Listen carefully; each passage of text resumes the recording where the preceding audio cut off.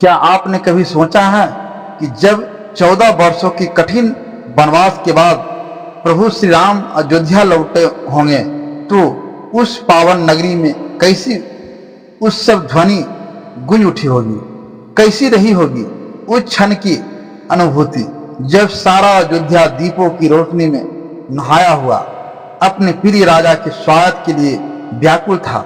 कल्पना कीजिए जब राम, लक्ष्मण और सीता पुष्पक विमान से उतरते हैं और हर आंख से आंसुधार बह रही हैं, आनंद के, प्रेम के और विजय के।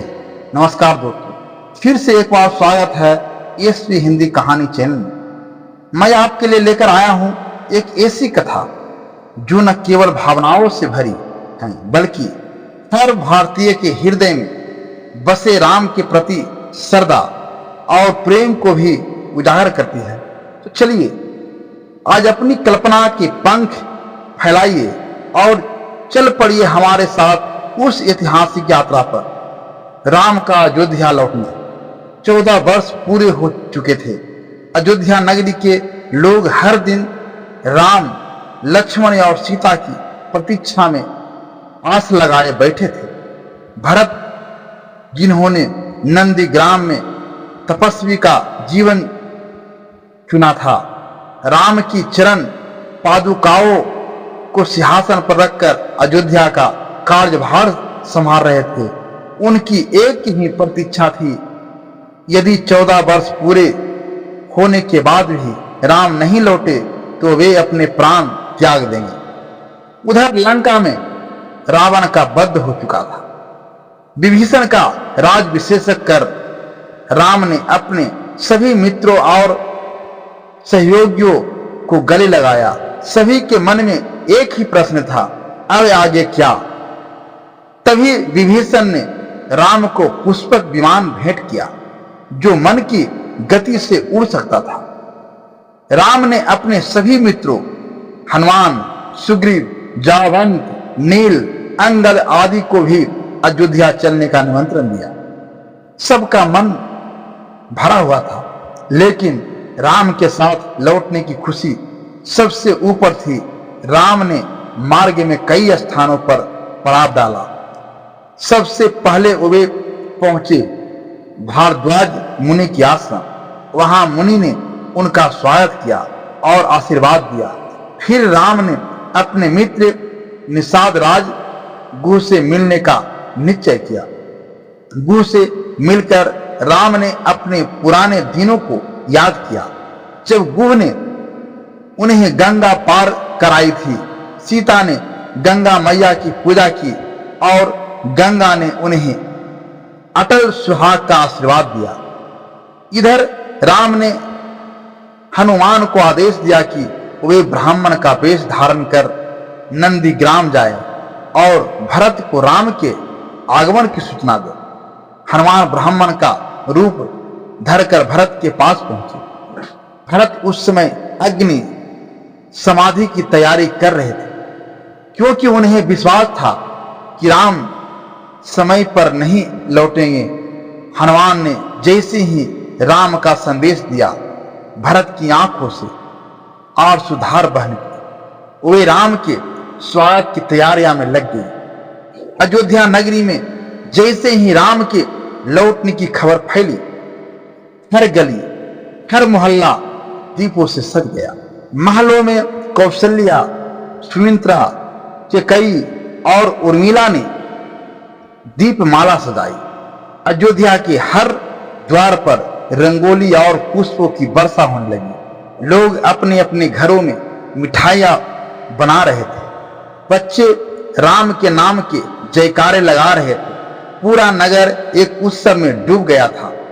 भरत ने राम की चरण पादुकाएं लेकर नंदीग्राम की कुटिया से बाहर निकलने का निश्चय किया। वे बार बार राम की ओर देखने लगे।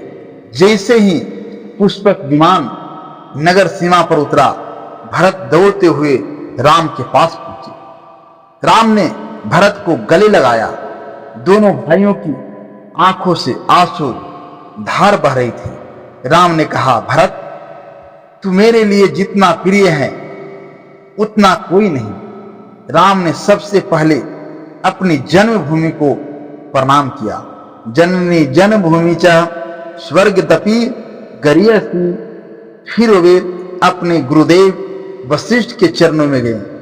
वशिष्ठ ने उन्हें आशीर्वाद दिया और बताया कि वे इसी क्षण की प्रतीक्षा वर्षों से कर रहे थे।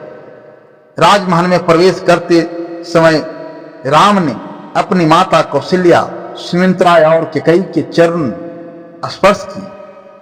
तीनों माताओं की आंखों में खुशी के आंसू थे। उर्मिला ने लक्ष्मण को गले लगाया। सीता भी अपनी खुशियों के साथ महल में आई। भरत ने राम की चरण पादुकाएं सिंहासन पर रखी और राम को राजगद्दी पर बैठाया। अयोध्या में दीपावली का उत्सव मनाया गया। हर घर, हर चौक, हर गली दीपों से जगमगा उठा। लोग नृत्य गान करने लगे। राम के जयकारे गूंजने लगे। राम ने अपने राज्याभिषेक के बाद सभी को न्याय, प्रेम और धर्म के मार्ग पर चलने की प्रेरणा दी। राम के राज्याभिषेक के साथ ही अयोध्या में राम राज्य की स्थापना हुई। प्रजा सुखी थी, कोई दुखी या भूखा नहीं था। हर ओर न्याय, प्रेम और समृद्धि का वातावरण था। राम ने सभी मित्रों और सहयोगियों को सम्मानित किया। हनुमान को विशेष स्थान दिया गया। सीता ने अयोध्या की स्त्रियों को प्रेम और सेवा का संदेश दिया। राम ने भरत, लक्ष्मण और शत्रुघ्न को गले लगाकर कहा, भाइयों का प्रेम ही सबसे बड़ा धन है।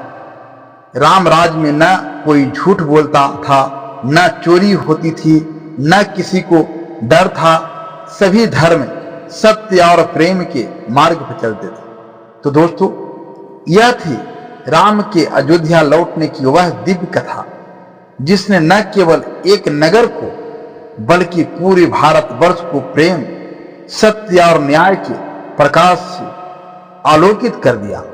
आज भी जब हम दीपावली मनाते हैं तो वह केवल एक पर्व नहीं बल्कि राम के लौटने की उस खुशी की याद है जिसने अंधकार को हराकर प्रकाश का स्वागत किया। अगर आपको यह कथा पसंद आई हो तो कृपया हमारे वीडियो को लाइक करें, अपने दोस्तों के साथ शेयर करें। कमेंट में बताएं कि आपको राम की कौन सी बात सबसे ज्यादा प्रेरित करती है, और चैनल को सब्सक्राइब करना न भूलें, क्योंकि ऐसे ही पौराणिक और प्रेरणादायक कहानियां हम आपके लिए लाते रहेंगे। एसपी हिंदी कहानी चैनल पर हर दीप जलता है राम के नाम पर, हर मन मुस्कुराता है राम के आगमन पर। जय श्री राम।